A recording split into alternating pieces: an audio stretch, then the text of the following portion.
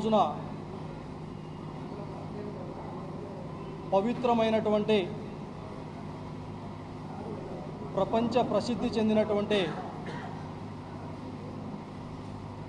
మన రాష్ట్రానికే కాదు మన దేశానికే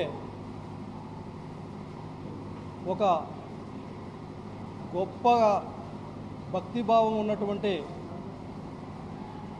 ఆధ్యాత్మిక తిరుమల తిరుపతి దేవస్థానానికి సంబంధించినటువంటి పరిస్థితి మొన్న జరిగినటువంటి అత్యంత ఘోరాతి ఘోరంగా నిష్కారణంగా 6 మంది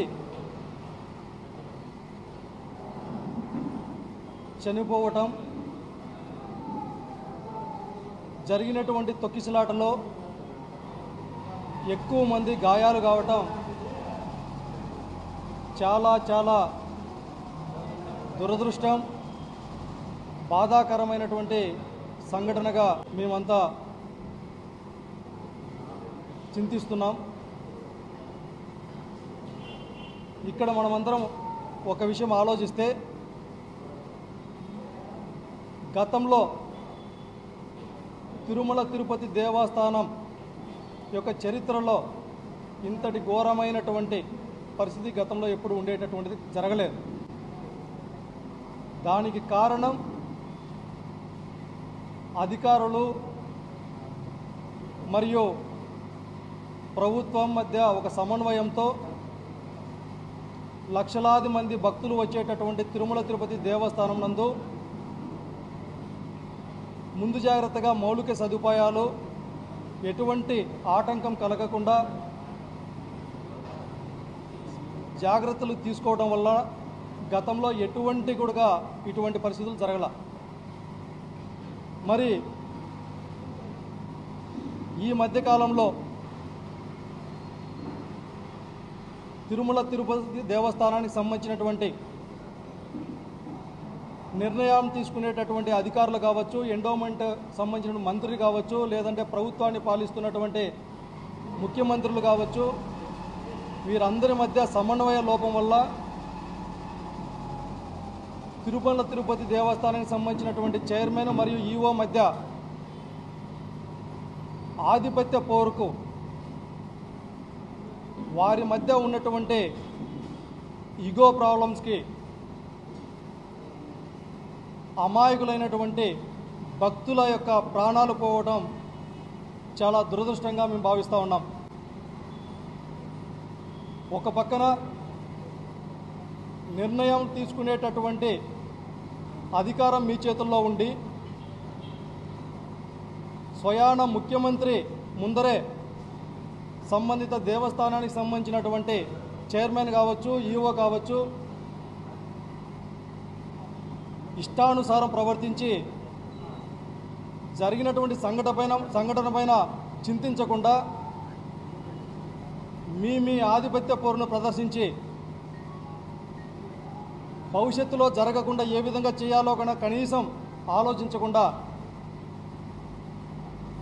మీ అంతర్గత పోరు వల్ల ఈరోజు తిరుమల తిరుపతి దేవస్థానం యొక్క ప్రతిష్టను, పవిత్రతను మంటగలిపేటటువంటి ప్రయత్నాలు చేస్తూ ఉన్నారు. ఇదే సందర్భంలో జరిగినటువంటి ఘోరాతి ఘోరమైనటువంటి సంఘటనకి బాధ్యులను చేస్తూ కేవలం పర్యవేక్షణ చేస్తున్నటువంటి అధికారులను సస్పెండ్ చేయటమా? ఇంత చిన్న చూపా? ప్రజల ప్రాణాలంటే ఇంత చిన్న చూపా? నిర్ణయం తీసుకునేది ముఖ్యమంత్రి, నిర్ణయం తీసుకునేటటువంటిది గుడికి సంబంధించినటువంటి చైర్మన్, ఈఓ, లేదంటే సంబంధిత మంత్రులు. మీరు నిర్ణయాలు తీసుకుంటే ఆ నిర్ణయాలను అమలు చేసేటటువంటి బాధ్యత కొంతమంది ఆఫీసర్లది. మరి చిన్న స్థాయి ఆఫీసర్లను బాధ్యులను చేస్తూ సస్పెండ్ చేస్తూ మీరు మాత్రం దర్జాగా రావటం, తూతూ మంత్రంగా పరామర్శించటం, కేవలం 25 లక్షల రూపాయలు ముష్టి వేసినట్టు 25 లక్షల రూపాయలు ప్రకటించేసి మీరు వెళ్ళిపోవటం. అంటే ఒక పక్కన పవన్ కళ్యాణ్ గారు మాత్రం సనాతన ధర్మం పేరుతో లడ్డు అంశం వచ్చేసరికి తిరుపతికి వచ్చి సనాతన ధర్మంని కాపాడేది ఆయన ఒక్కడే అనేటటువంటి విధంగా పెద్ద పెద్ద మీటింగులు పెట్టి గుడి మెట్లు కడుగుతూ పాప ప్రక్షాళన చేస్తున్నాననేసి పెద్ద పెద్ద డైలాగులు కొట్టి ఈ ఆంధ్రప్రదేశ్ రాష్ట్రంలో ఉన్నటువంటి మత ద్వేషాన్ని రగల్చేటటువంటి విధంగా ప్రవర్తించినటువంటి తీరు మనకు గతంలో తెలుసు. మరి ఇవాళ అదే గుడికి సమీపంలో భక్తులు, లక్షలాది మంది భక్తులు ఫలానా 10వ తారీఖున వైకుంఠ ఏకాదశి ఉంది, ఆ యొక్క పవిత్రమైనటువంటి రోజున దర్శనం చేసుకోవడం కోసం హిందువులంతా అక్కడికి వస్తారని తెలిసి కూడా స్వయంగా ముఖ్యమంత్రి చంద్రబాబు నాయుడు గారు కుప్పంలో 3 రోజుల మీటింగ్ పెట్టి ఉన్నటువంటి పోలీస్ వ్యవస్థనంతా కుప్పంలోకి తరలిస్తే లక్షలాది మంది వచ్చేటటువంటి తిరుమల తిరుపతి దేవస్థానానికి సంబంధించినటువంటి భద్రతను గాలికి వదిలేసి ఒక పక్కన ఈఓ, చైర్మన్ వీళ్ళందరూ ఎవరు విఐపీలు వస్తారా, ఎవరు ఇతర రాష్ట్రాల నుంచి వస్తారా, వారికి అన్ని విధాలుగా ప్రోటోకాల్ కల్పించడం, వారిని దగ్గరుండి సకల మర్యాదలు చేసి వారికి దర్శనాలు కల్పించేటటువంటి బాధ్యతను మాత్రమే తీసుకొని భక్తుల మనోభావాలు దెబ్బతినే విధంగా భక్తులను ఏమాత్రం పట్టించుకోకుండా వేల మందిని ఒకచోట గుమిగూడేటట్టు చేసి కనీసం వాళ్ళు తినడానికి, కనీసం తాగడానికి మంచినీళ్ళు కూడా లేకుండా నరక యాతన చూపించి వారి ప్రాణాలు పోవటానికి కారకులై ఈరోజు కనీసం దాన్ని ప్రక్షాళన భవిష్యత్తులో చేయడానికి భయపడే పరిస్థితులు కూడా తీసుకొని రాకోకుండా దీనికి సంబంధిత బాధ్యులైతే ఎవరైతే నిర్ణయం తీసుకునేటటువంటి అధికారులు ఈఓని సస్పెండ్ చేయాలా, చైర్మన్ని తొలగించాలా, మరి దీనికి సంబంధించిన ప్రభుత్వమే బాధ్యత వహించాలా, ముఖ్యమంత్రి గారు బాధ్యత వహించాలా, సంబంధిత మంత్రి బాధ్యత వహించాలా? ఎప్పుడైతే ప్రభుత్వమే బాధ్యత వహిస్తుందో అప్పుడే భవిష్యత్తులో ఇలాంటి సంఘటనలు జరగకోకుండా దీనికి సంబంధించినటువంటి నిర్ణయాలు తీసుకునేటటువంటి అవకాశం ఉంటుంది. అందుకు నిన్నటి రోజున మా నాయకుడు జగన్మోహన్ రెడ్డి గారు 6 మంది చనిపోయారు, బాధలో ఉన్నారు, ఎంతోమంది క్షతగాత్రులైనారు, వారిని పరామర్శించి ధైర్యం చెప్దామనేసి తిరుపతికి వస్తే ఆయనకు సంబంధించినటువంటి రూట్ మ్యాప్ మీకు తెలుసు ప్రభుత్వానికి. ఆయన వచ్చేటటువంటి దారిలో ఇసుక ట్రాక్టర్లని, లారీలను అడ్డం పెట్టి బాధితులను పరామర్శించకుండా కట్టడి చేసేటటువంటి దుర్మార్గమైనటువంటి పరిస్థితులను నిన్న చూసాం మనం ఈ రాష్ట్రంలో. బాధితుల పక్షాన ప్రభుత్వానికి తెలియజెప్పేందుకు ప్రతిపక్ష పార్టీగా జగన్మోహన్ రెడ్డి గారు నిర్ణయం తీసుకొని తిరుపతికి వచ్చేటటువంటి క్రమంలో ఇన్ని అడ్డంకులు సృష్టించి ఈ విధమైనటువంటి ఘోరానికి కారణమైనటువంటి మీరు బాధ్యత వహించి రాజీనామా చేయాల్సిందిగా ఈ సందర్భంగా డిమాండ్ చేస్తూ ఉన్నాం.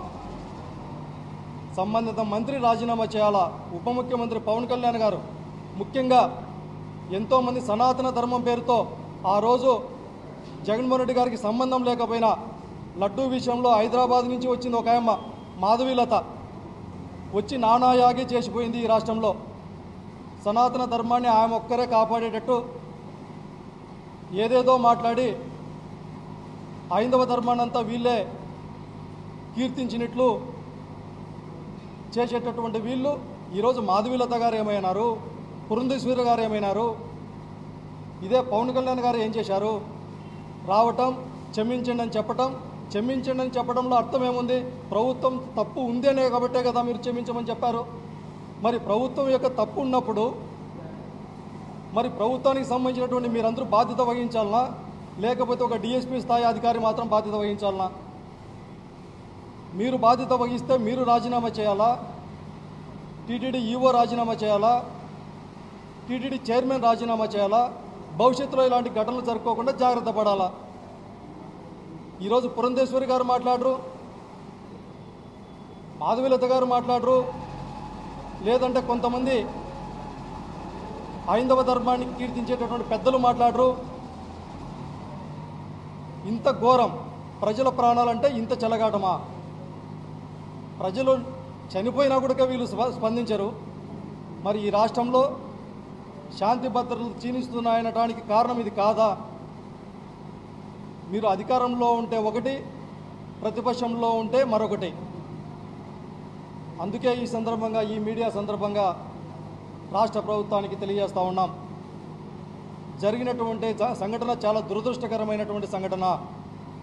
పవిత్రమైనటువంటి తిరుమల తిరుపతి దేవస్థానం అంటే ప్రపంచంలోనే క్రమశిక్షణకు లేకపోతే భక్తిభావానికి ఒక దిక్సూచి లాంటిది.